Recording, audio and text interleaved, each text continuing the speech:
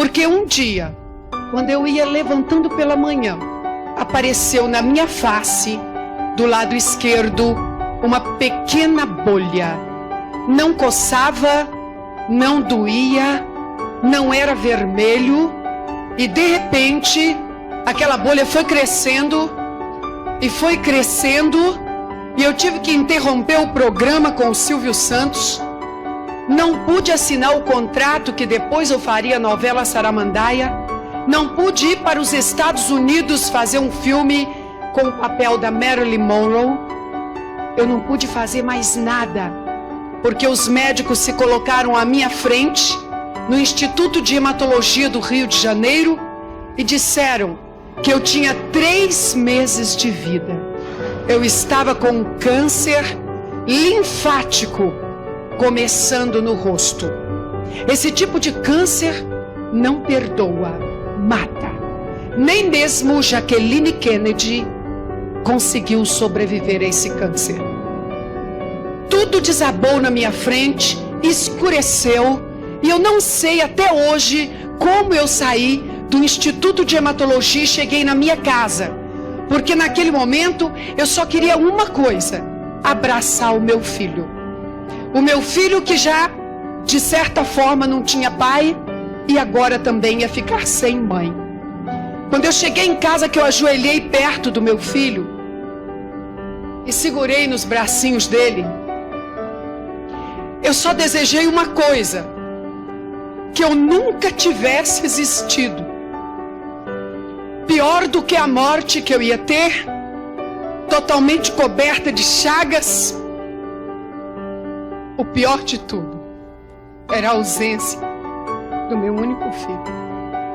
Naquele instante, eu desejei que se apagasse toda a existência.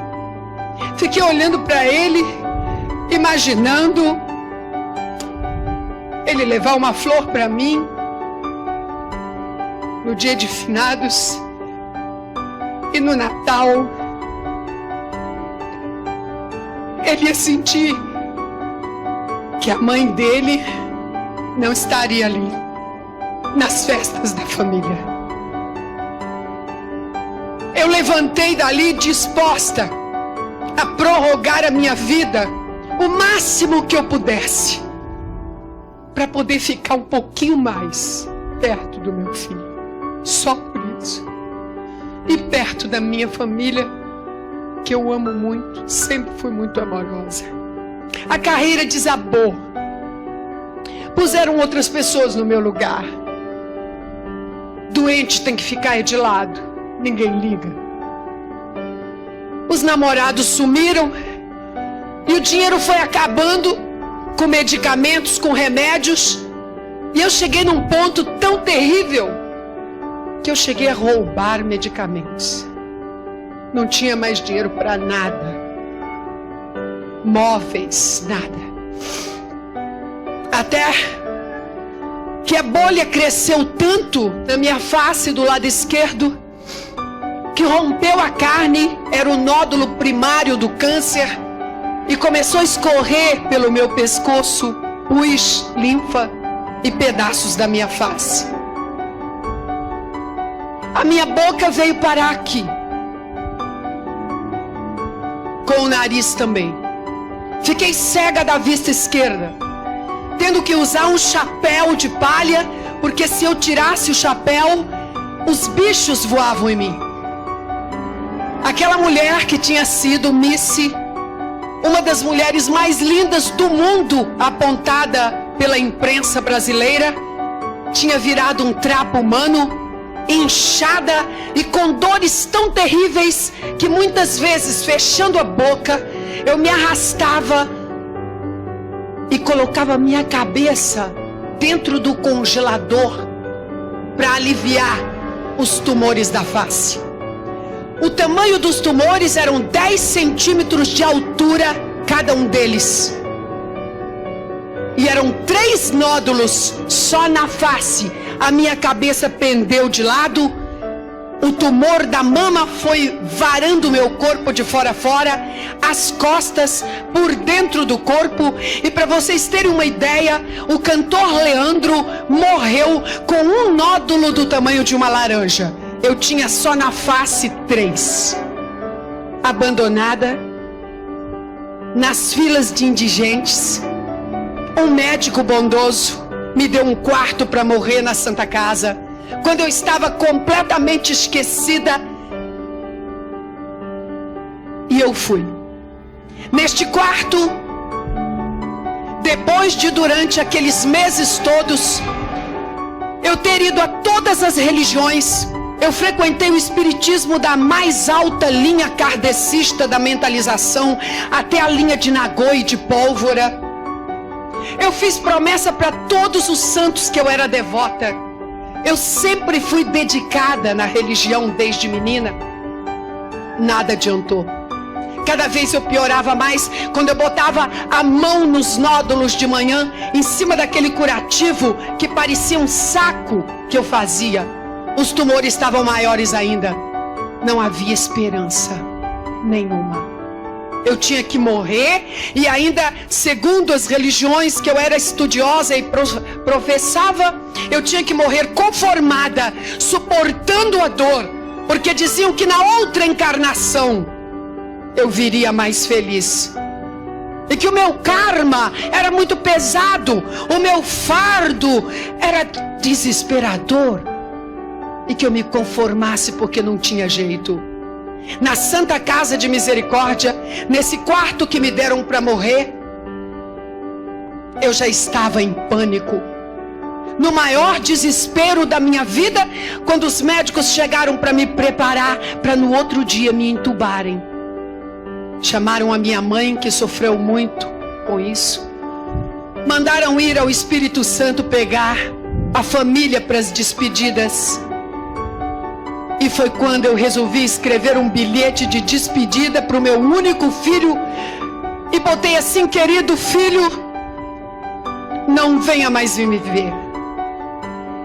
Eu não sei se vou voltar a te ver algum dia, mas eu só te peço uma coisa, meu filho: não esqueça da mamãe.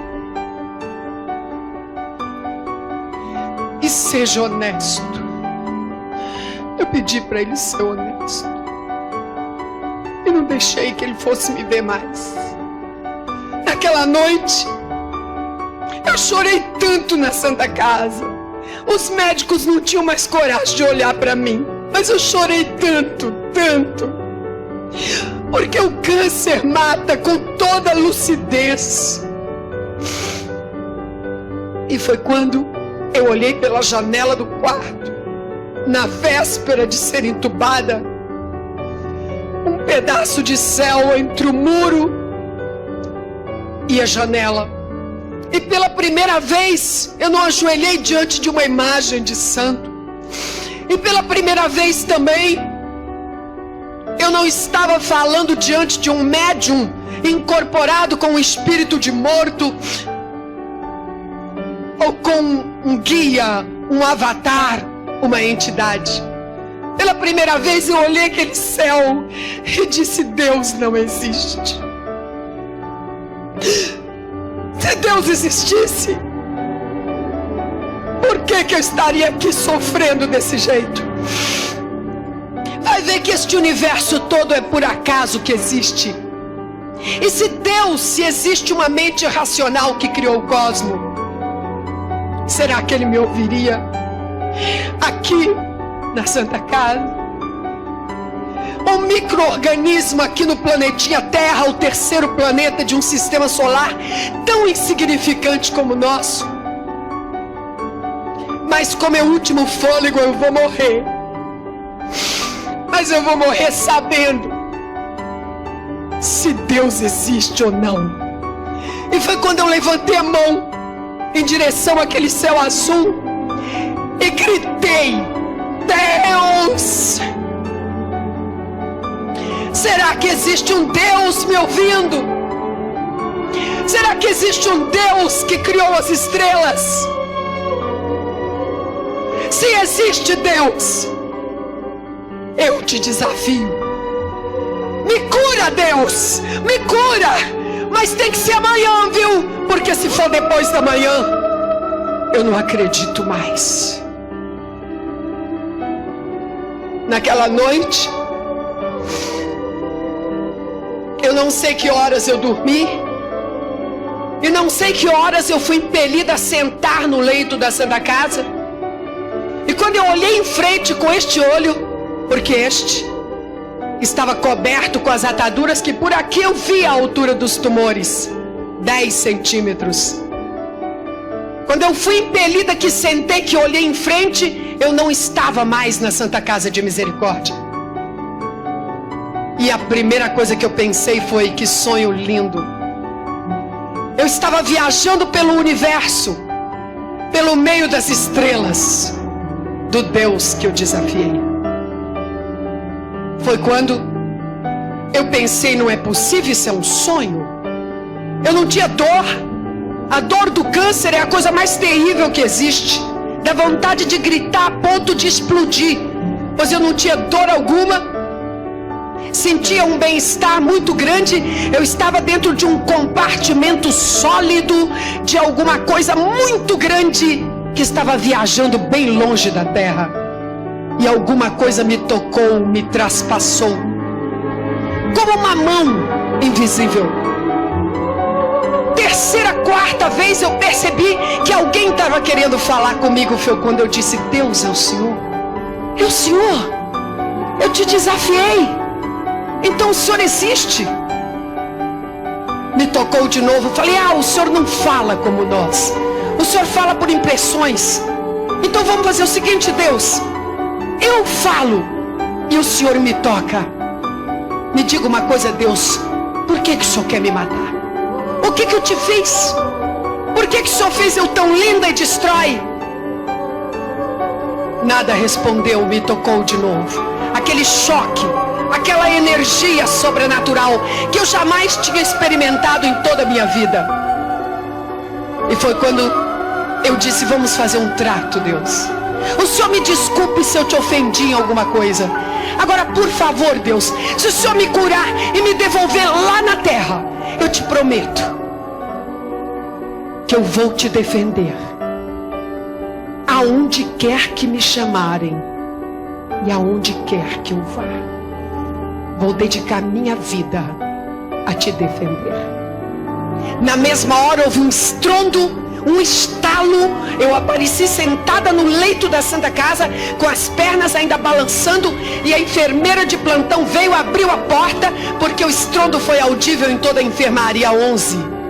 E ela disse: Marta Anders, que estrondo foi esse? Eu disse: não sei. Encolhi de novo em cima da cama e disse: Deus, Deus, me faça dormir novamente. Deixa eu entrar nesse sonho e não acordar nunca mais. Eu não quero viver mais nem um dia de tanto sofrimento. E dormi, aquele sonho sem sonhos, aquele sonho da inexistência. Só que a triste realidade aconteceu logo depois. Eu ouvi o barulho da maçaneta da porta do quarto. Eram os médicos de rotina para me entubarem. E eu pensei: que coisa triste. Foi tudo um sonho. Que desespero, vou ter que enfrentar a morte. Sentei, estiquei o braço para que eles colocassem a agulha e eles não me tocaram. Esperei mais um pouquinho para eles amarrarem a borracha, não me tocaram. Quando eu abri este olho, os 4 jovens médicos acadêmicos tinham entrado dentro do quarto, e como eles entraram, ficaram paralisados olhando para mim. Aí eu é que fiquei com medo e vim com a mão na face. O que será que aconteceu? Quando eu vim com a mão, como todas as manhãs, a mão traspassou os 10 centímetros. Tocou no nível da face. Eu tirei a mão, a atadura caiu no meu colo, o nariz e a boca no lugar, e a atadura limpa pela primeira vez em quase 2 anos. Eu olhei a janela aberta da Santa Casa. Os primeiros raios de sol, havia uma espécie de gelatina sobre a minha vista. Eu fiz força a abrir e enxerguei o sol na mesma hora, e todas as chagas haviam desaparecido. Ficou ficou só fundo, a marca lá no fundo, aquele saco. Lá no fundo, aquele saco, aonde aqueles monstros que agora já são considerados alienígenas, tirados dali de dentro. E foi quando eu gritei: Deus existe.